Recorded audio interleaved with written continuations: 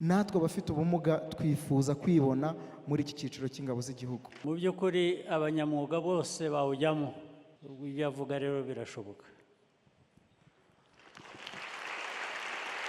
Perezida wa bodi ya Zigama CSS umenya yitwa Karemera, ntago nibuka neza amazina ye, ariko ntabona niyo asohotse mu modokari umusirikare bagendana niwe umufata akaboko akamujyana mu biro. Rikeri yantesheje imbunda.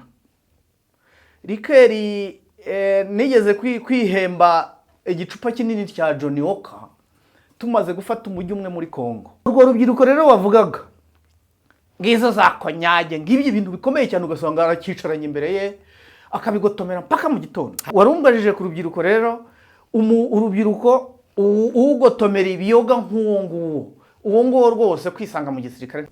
Benshi mu baciye batanga ubuhamya. Nari mfite ikibazo cyo kubura urubyaro kubera ikibazo cy'imisemburo mike nari mfite, naje kugana ivuriro Everlife riramfasha, ubu nanjye mfite umwana. Mu ivuriro Everlife nayivurije ibibazo by'umwijima n'iby'amabanga y'abashakanye. Mwabyiyumviye, ni ivuriro Everlife rikorera Nyabugogo ku mashyirahamwe rimaze kuba ubukombe mu Rwanda no hanze yarwo mu kuvura indwara bakoresheje imiti y'ibimera kandi itunganyijwe neza mu buryo bw'ibinini, poudre cyangwa liquide. Hari abadogiteri batandukanye bagufasha, kandi cyiza nuko aho waba uherereye hose ku isi imiti yakugeraho, cyane ko bakorana na DHL. Mu ndwara bavura twavugamo nk'iz'imyororokere zose, kurangiza vuba no kubura ubushake, indwara zifata abadamu zose, igwingira ry'igitsina, indwara nk'umwijima, diabete, amara, igifu, asima. Abifuza kuva ku biyobyabwenge nabo barabafasha.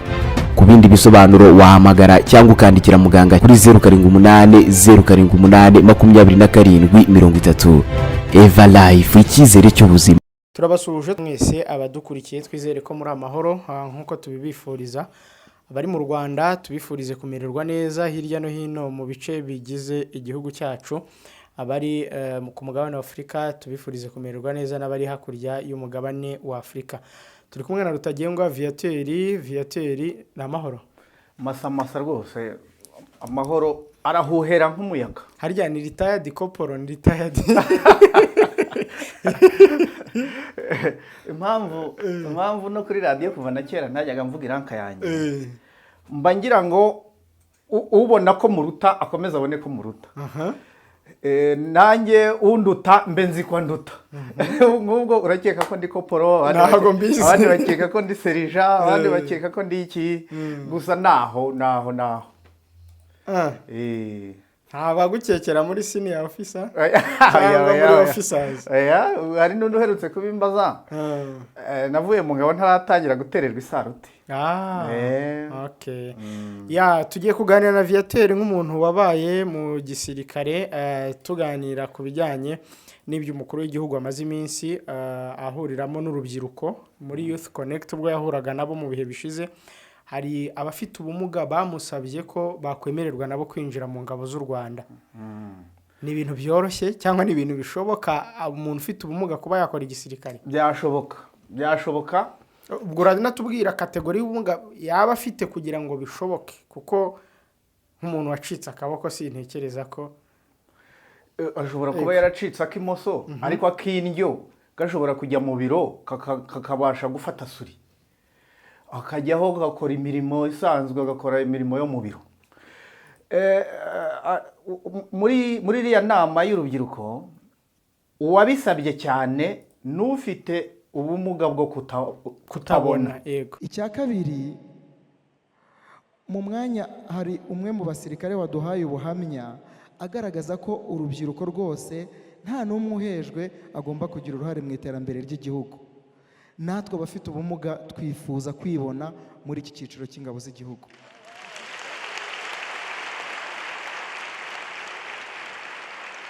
Murakoze nyakubahwa Perezida wa Repubulika, twizeye ko muzatwakira tukagira uruhare mu iterambere ry'igihugu. Murakoze. Nibyo rwose, hari ibishoboka byose kuba byakorwa kunganira abafite ubumuga butandukanye, bizakorwa uko bishobotse kose. Hanyuma n'ibigana kuri uriya mwuga nk'uw'igisirikare wavugaga mu by'ukuri abanyamwuga bose bawujyamo. Abantu bose, hari abaganga, aba engineer, aba accountants, hari byinshi rero bikorerwamo. Ntabwo hari ubwo abantu bibwira ko umwuga w'igisirikare ari ukurasa gusa no kuraswa ko ari aho bigarukira. Ntabwo ari byo. Ni umwuga wubaka ahubwo birenze, haba harimo akarusho. Abo bafite ubwo bushobozi barabikoresha bikagirira akamaro uwo mwuga, ariko ukagira akamaro birenze ku gihugu muri rusange. Ibyo avuga rero birashoboka.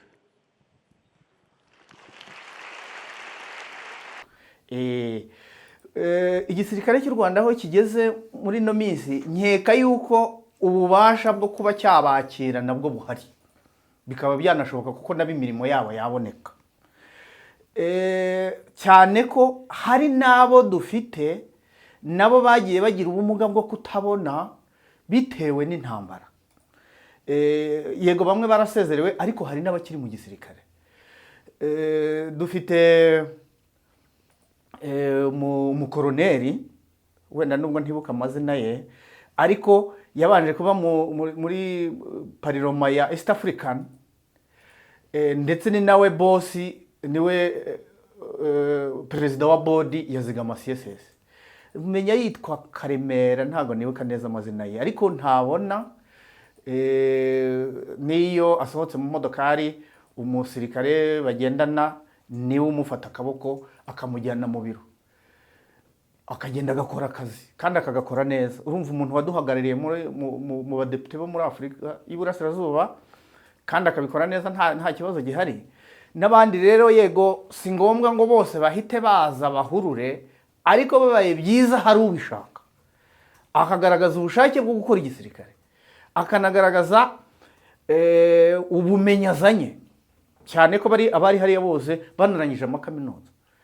Hari n'uwavugaga ati jyewe simbona, ariko noneho mfite umunwa wo kuvuga, nshobora kuba najya kuri mikoro nkavuga. Nawe urabizi abanyamakuru bajya kuri mikoro bakavuga kandi batabona, uramuzi, turaziranye, ari muri Radio Flash, kandi wumva yuko akora ubusesenguzi nk'ubwa bagenzi be, no kogeza imipira. Urumva rero no mu gisirikare birashoboka. Hari imirimo myinshi myinshi umuntu yakora mu gisirikare atabona.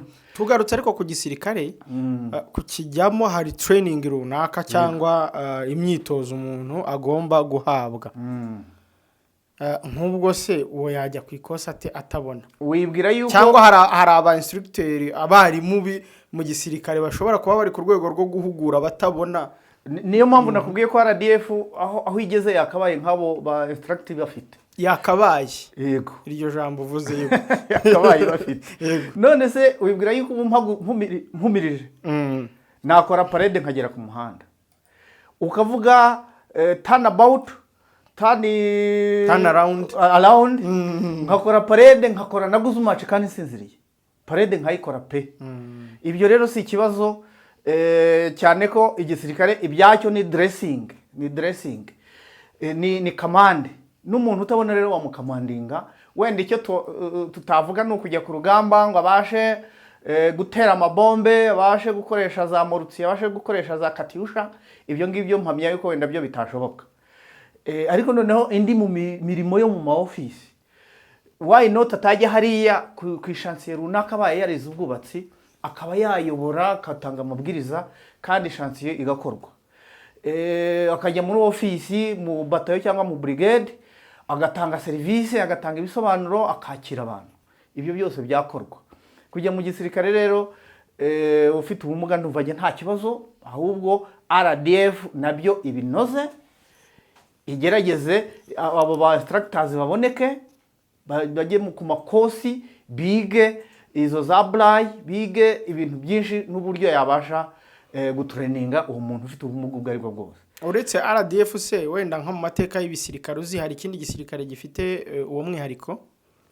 ntacyo nzi kuko kugeza ubu ngubu ugenda nagize amahirwe yo gukora igisirikare kimwe RPA RDF nubwo wenda nagikoreye mu bihugu bibiri bitandukanye. Urabizi neza yuko bariya abayobozi bacu abenshi bagikoreye mu bihugu bitandukanye byinshi. Tujya twumva Mozambique, Uganda yo hari iwabo, Rwanda, Congo, uzi nka Bakabarebe buriya bafite umudari wo kuba barabohoye ibihugu birenze bibiri, kubohora Uganda, ukabohora u Rwanda, ukabohora Congo. Urumva yuko ari agahigo kuri bo. Nta kindi gisirikare nakoze rero, niyo ngiye mu bindi bihugu ntago mbasha kwinjira mu bisirikare byabo. Amateka wumva n'ibyo usoma n'ibyo ukurikira? Nta hantu mbizi. Ariko rero biramutse binabaye mu Rwanda bwaba ari ubudasa, bwa budasa bwacu no kudaheza ko buri muntu wese ufite ubwenge ashobora kugira icyo akora muri uru Rwanda. Ibyo rero numva nta kibazo. Gusa RDF nkuko babisabye nyakubahwa Perezida Kagame akabitangaho inama, kandi burya inama y'umukuru w'igihugu bari itegeko. Inama y'umukuru w'igihugu bari itegeko, ibyo yavuze burya biba bigomba gukorwa. Na mpamvu rero nahamya ko bariya babisabye n'abandi babyifuza bashobora kuba bafite amahirwe yo kuzakabya inzozi zabo zo kwinjira mu gisirikare, akumva yuko nawe yambaye inifomu ya gisirikare, agahabwa rank, promotion iraryoha kari nijabo. Iyo habaye promotion burya umuntu araserebura cyane. Mu bihe byacu iyo umuntu yabonaga rank rwose wumvaga aremereye, yumva ko hari icyo leta yamugeneye. Hari abo njya mbwira ngo leta y'u Rwanda yateranye ikora gutya na gutya. Nawe rero iyo wumva ngo leta y'u Rwanda yateranye igukorera gutya na gutya, ni ibintu byishema. Abo rero nabo barabyifuza. Nizere yuko Minisiteri y'Ingabo ishobora kuzabinoza nabo bakaba bakwakirwa. Reka tugaruke nanone ku bwo yasozaga itorero Indangamirwa icyiciro cya 13, ngira ngo nabyo warabikurikiye. Hari mu gusoza yaravuze ati rwose imyitozo musoje ni imyitozo y'ibanze ishobora no gutuma n'ushaka kuza mu gisirikare yabona aho ahera. Iriya iba ari imyitozo yo ku rwego koko rwo kuba umuntu yagira itangiriro nyine akaba yakinjira no muri RDF. Ririya ni nko kubasogongezaho. Yego. Bitewe n'igihe bamazeyo. Minsi 43. Ni mikeya cyane. Yego mu bihe byabanje hari n'abatreningwaga ibyumweru bibiri kandi akajya ku rugamba akarwana. Aho amabateri yanyuraga ama instructors baratreningaga ibyumweru bibiri, umusirikare akaba amaze gukamira imbunda akajya kurwana. Ariko biriya nibike nkurikije za pass out tujyamo aho ngaho igakona nasho baba bamaze y'umwaka. Baba barize ibintu byinshi cyane. Ariko noneho niba perezida yarasabye bariya bana, urabona biga mu mahanga, hariho abatekereza kuzigumirayo bakabona imirimo myiza, hariho n'abatekereza wenda kuzaza bakabona indi mirimo myiza hano mu Rwanda. Ariko yarababwiye ati n'umwuga w'igisirikare mubishoboye cyangwa se ubishaka ntawe duhata, mubishaka mwahita mukomerezaho mukajya muri RDF. Buriya mpamya ko nyuma ya ririya jambo na ziriya kamera byanze bikunze ntiyabuza biyandikishije. Byanze bikunze barahari. Nuko wenda tutabimenyeshejwe cyangwa ngo tunabitangarizwe cyane ko abanyamakuru bo bashoje bazinga amakamera bigendera. Byanze bikunze hari abiyandikishije mbere cyangwa se na nyuma. Bariya rero nabo iby'umukuru w'igihugu yabashishikarizaga cyane ko yanababwiraga ko n'ubundi ibyo bize nibajya no mu gisirikare barakenewe. Igisirikare gifite serivisi nyinshi cyane zikeneye abantu babyize. Arabize ubuganga, arabize ikoranabuhanga, yego. Abize ubuganga mperutse ku Gikanombe mu minsi yashize. Nagiye masanga abaganga abadokiteri bakiri bato b'abana bambaye amariyeto na colonel n'amamajoro. Ukavuga uti reba umwana muto utarengeje imyaka 35 ariko yambaye meja. Mu gihe cyacu majoro yajyaga kuyigeraho yarakubanye yaragwanye igihe kinini. Majoro w'94 yabaga afite amayisikoti 40, ari umuntu ukomeye agenda mu modoka ifite za kizunguzungu. Ariko ubu ngubu n'abana bato rwose, njyewe njyayo hari ibyo nari ngiye kwicekingisha bijyanye na za fragamenti, nakiriwe n'abana bakiri bato. Abo nabo rero ntibaza n'ubwo bumenyi, baze bakore muri ibyo bitaro bya gisirikare, bakore muri Zigama CSS, nayo ikeneye abantu bize by'icungamutungo, bajye mu zindi serivisi zabo z'ubwubatsi ni nyinshi cyane. Kubashishikariza rero kuza mu gisirikare, buri mukuru w'igihugu rwose yabivuze kandi anabishaka, yifuza yuko ubwo bumenyi bafite bibaye byiza baza kubukoresha mu gihugu ndetse bakanukoresha no mu gisirikare, cyane ko buriya babonyeho akantu ka OMAP. Ubyemeye, ubishaka, ubikunze, hari ahandi azajya afata amasomo yihariye ya gisirikare, cyane ko nk'abariye bo byanze bikunze direct ni kuri kadete. Ntabwo baginasho ngo bajye kuba abasirikare bato. Habariya ni kuri kadete, akavayo ari ofisiye atererwa amasaruti. Isaruti iraryoha, wambaye nyenyeri, wakora ubukwe, bande ikakuririmbira, ugaca mu nkota, ni ibintu biryoshye cyane. Kuza mu gisirikare rero kuri bariya nk'uko umukuru w'igihugu yabyifuje, nanjye ku bwanjye ndumva bibaye byiza, ahubwo bose bari kuhava biyandikishije. Hanyuma wumvise ko bagarutse ku bantu bagufi? Yego, bagufi bavuga bati ikibazo cy'ubugufi gishobora gutuma tutakirwa. Hari umusore rwose wabivuze. Ubona ndeshya mfite 1.70 m, si byo? Ariko ntabwo uri mugufi da. Mfite 1.70 m. 1.70 ni iyi. Njyewe rwose urabizi ko ninjiye tukiri muri struggle, hinjiyemo ingeri nyinshi. Baba bagufi twabaga tubafite, tubita gafupi, tubita ba murefu, tubita ba gasongo n'ibiki. Nta na rimwe mu gisirikare yigeze bajonjora bavuga ngo uri mugufi genda. Kereka wenda igisirikare cyatubanjirije cya Exfar, ntajyaga amenya amateka yo kucinjiramo, cyane ngo iyo utabaga ufite impfundiko, aho ngaho rwose ntacyo wajyagamo. Muri iki cyacu rero ubugufi ntawe basubiza inyuma, ntabyo nzi. N'abagufi rwose bakwakirwa muri stati ya RDF. Abayizi bazatubwire, ntahivuga ngo umusirikare yemerewe kujya mu gisirikare uko afite metero n'izi, nk'uko babakobwa mujya gutoranya mugendera kuri metero. Mu gisirikare byo ntabwo nzi ko bibamo. Waba mugufi waba muremure, icyangombwa nuko ufite ubumenyi n'ubushake na patriotisme yo gukunda igihugu. Nk'ubwo umuntu mugufi gutyo mwamwitaga mufupi n'iki, ntabwo yashoboraga kurakara mukamwakozanya ati bamunserereza. Oya, mu gisirikare habamo ubushirikiyano, habamo ubushirikiyano kandi burya habamo no gukundana cyane. Ntabwo tumeze nka babandi bagiye gukora inama yabo hariya mu gisirikare, ntabwo ariko byari bimeze. Twahimbanaga amazina mu buryo bwo gutebya. Mu gisirikare baratebya cyane, burya baba instructors nibo badutozaga umuco wo gutebya. We murefu kama barabara ya Gabiro, we murefu kama muti wa Bugesera, we murefu ureshya nk'igiti cy'Ubugesera. Akaba n'igenzira gitakubwira ati sha urandeba mu ruhara sha na ushobora kuguhina tukaringanira. Kuko instructor yabaga gutegeka nyine cyane. Niyo twasubiraga ku mafunzo, twageragayo, yaba kapiteni, yaba liyetona, yaba suriyetona, ubwo yabaga ari hasi ya instructor. Iranka yawe ntacyo yabaga ivuze imbere ya instructor. We wakagingawe kujya hapa. Ubu kandi arabwira kapiteni wari koporo. Ariko iyo uri ku mafunzo uba uri hasi y'amafunzo. Instructor rero baba bagira ngo bagukuremo kuremereza umutwe no kwiremereza cyane. Bajyaga rero badutebya gutyo.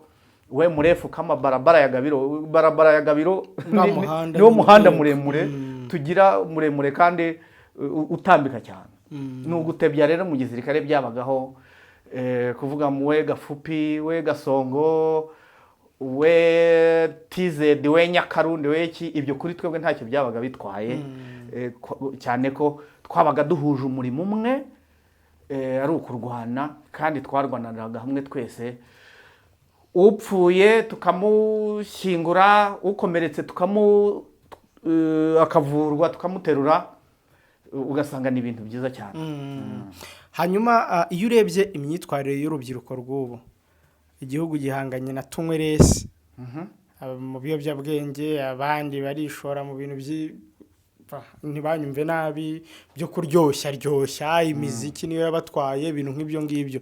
Ubona bafite commitment yo kuba bagira spirit cyangwa ntuza nyine nk'iyo mwari mufite icyo gihe, iyo urebye kuko urubyiruko rw'ubu rugarukwaho cyane. Nako urubyiruko basigaye bavuga ngo resi ntisindisha, hasindisha nguvu. Ngo resi ntisindisha, ngo rwose minisitiri ngo ni komedi yakinaga, ngo resi ntisindisha. Ariko rero urubyiruko byo biteye ikibazo. Ubu yewe ntushobora kumpa rikeri ngo nyinywe kuko ndayanga ndanayizira, kuko rikeri zagiye zinkoresha ibintu bibi cyane. Uri mu gisirikare? Rikeri yantesheje imbunda. Rikeri nigeze kwihemba igicupa kinini cya Johnny Walker tumaze gufata umujyi umwe muri Kongo. Ngiye mu gipangu cy'umuzungukazi nsangamo Johnny Walker. Johnny Walker ndavuga nti wanzoga we, mvuye mu Rwanda ntarabasha kugusomaho. Yaranahendaga, n'ubu irahenda, sinzi uko igura, ishobora kuba igeze mu 40 na bingahe. Inzoga ndayihemba, ndavuga nti sha kurwana birakagira Imana, narwanye none mbonye Johnny Walker. Johnny Walker narayinyweye nyigotomera numva ari nk'agatobe, ariko ibyo yankoreye ishobora kuba yaranshizemo nyuma y'iminsi 3 kandi turi mu ntambara. Izo nzoga ntinyagewe rero. Yagutesheje imbunda ite? Yantesheje imbunda ni hariya Igabiro. Twarahembwe, uziko kera twahembwaga umushahara ukaza nka rimwe mu mezi 3. Noneho icyo gihe dushoje amafunzo twari tumazeho umwaka wose, amaze gusozwa n'uwari Perezida Bizimungu ndetse na Vice Perezida Paul Kagame. Ubwo yari batayo ya 19 na batayo ya 21. Tuyishoje baduha imishahara y'amezi 3 icyarimwe. Kandi zigama CSS yari itaraza, bari batarayishyiraho, kwari uguhembwa mu ntoki. Turatawanyika rero nk'abantu bashoje amafunzo, tuzaho bita Kabarore. Ubwo ni kuri Gatsibo? Muri Gatsibo hariya akarere kubatse. Yego. Nanyweye rikeri ni nakanyanga cyane ko icyo gihe rwose imbaraga zo kuyicara zari zitaraza. Ndayigotomeye pe, ndayigotomeye mu gutaha ndatashye nsozereza biti Mushenyi, hirya y'Igabiro hari agasantere kitwa Mushenyi.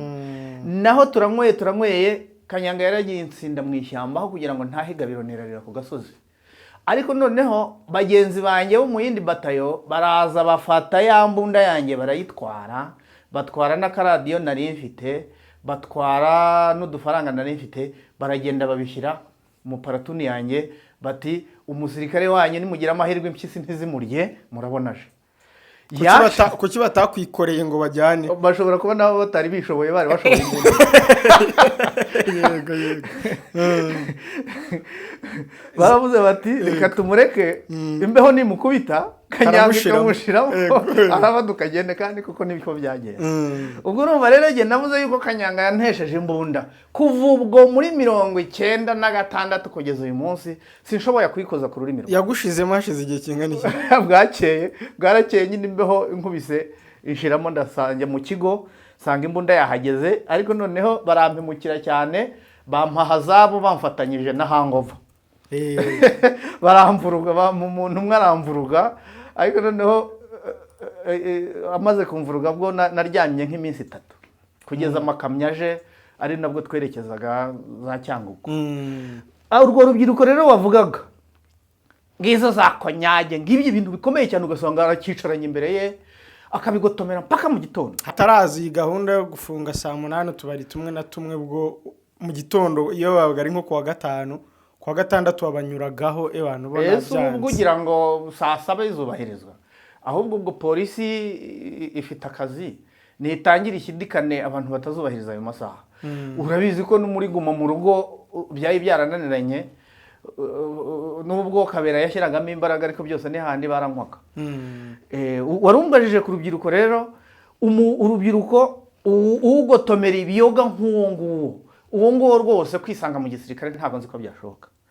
Igisirikare gishaka umuntu ufite mu bwenge hafungutse, hazima, hatishwe n'ibiyobyabwenge, byaba ibiyoga n'urumogi.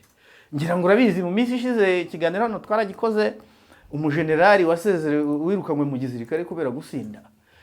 Ubusizi rero ntabwo mu gisirikare bwashoboka.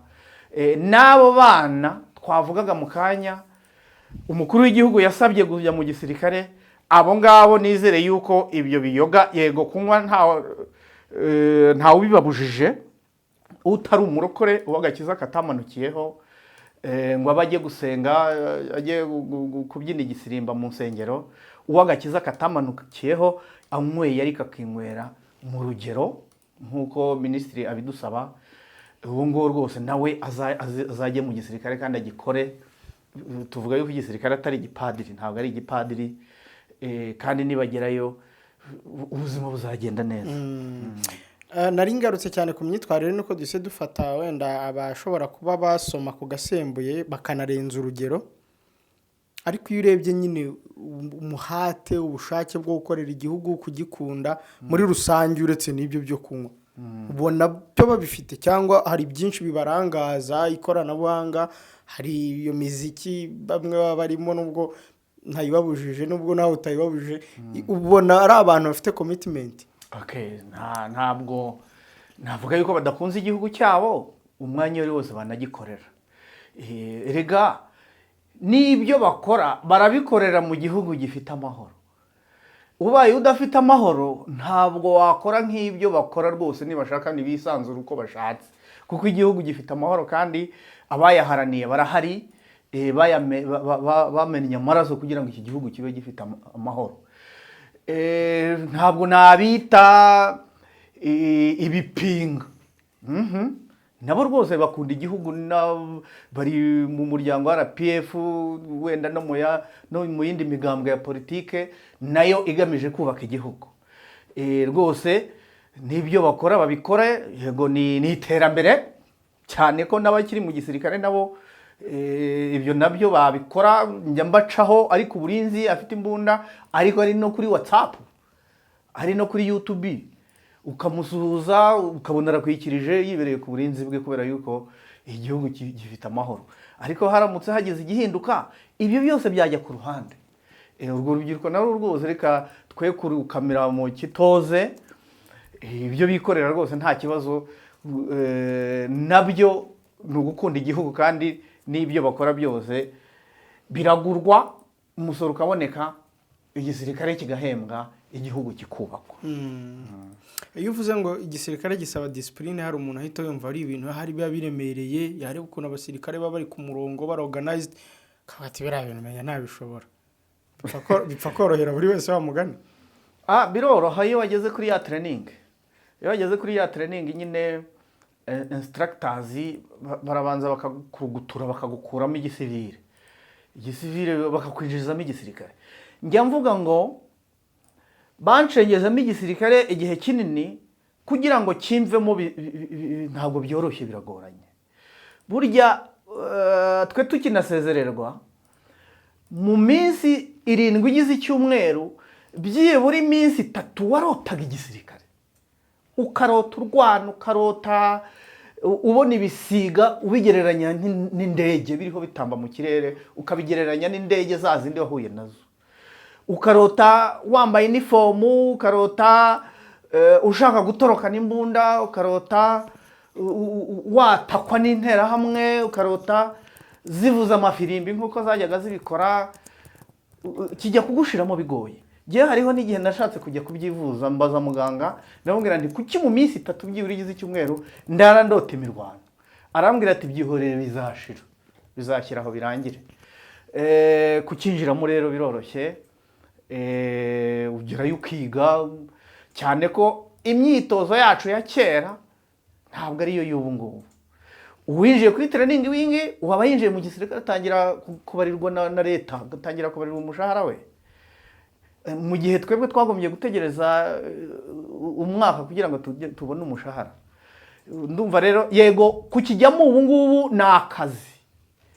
Umwana urangije tronkome akumva itangazo rya Minadef rihamagara abandi kujya mu gisirikare, aravuga ati nshobora kuzasoza segonderi ngashomera, reka nigire mu gisirikare cyangwa se mu gipolisi. Kujyayo rero ni uburenganzira bwa buri muntu, ni akazi, ariko no gukunda igihugu birimo, kuko umwanya uri wose nawe ashobora kuba yapfa, akaba yaraswa, kuko aba ari ku ruhembe rw'urupfu.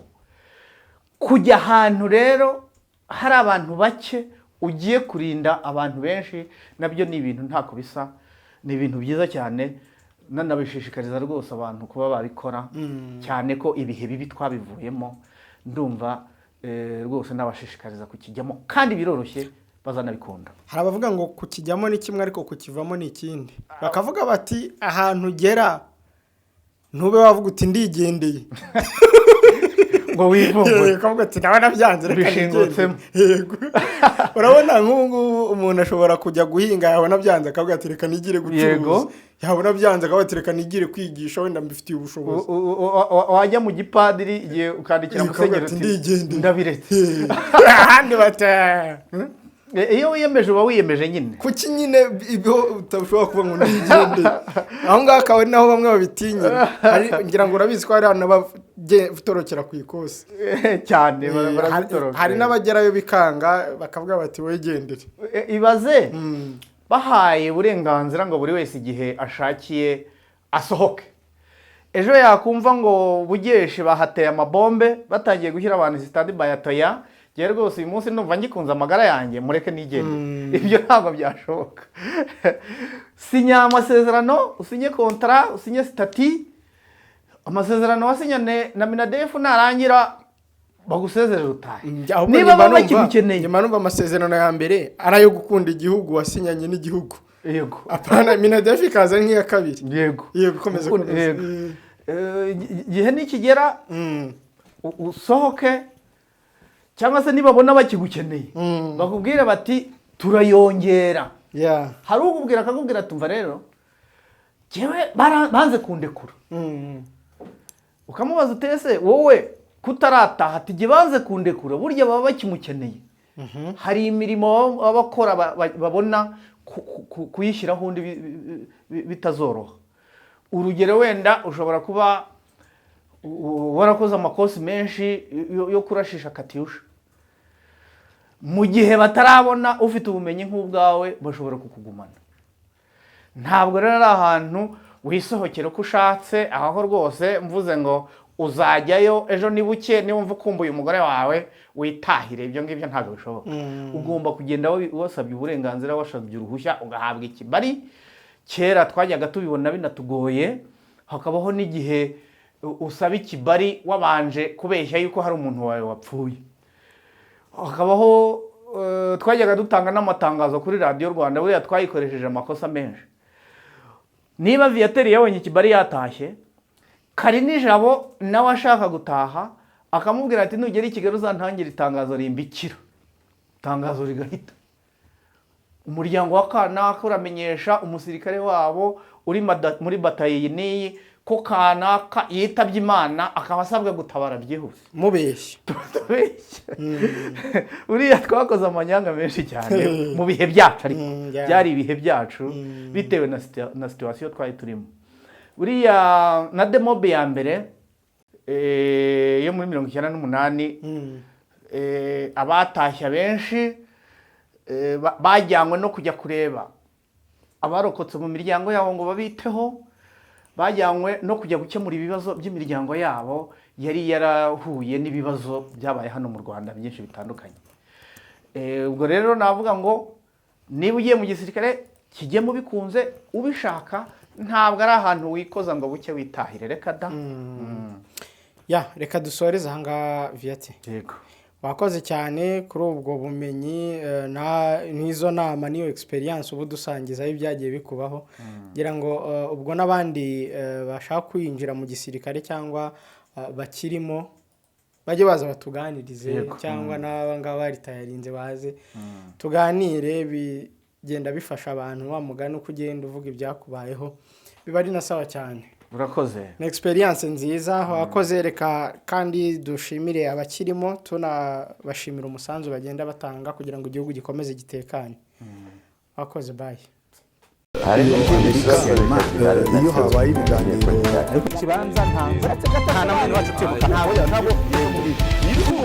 murabibona murabizi mugaceceka. uruhare rw'itangazamakuru mu iterambere ry'igihugu ntabwo akenshi uteko bivuga ngo Kapiteni Ibrahim Traoré ukuriye agatsiko ka gisirikare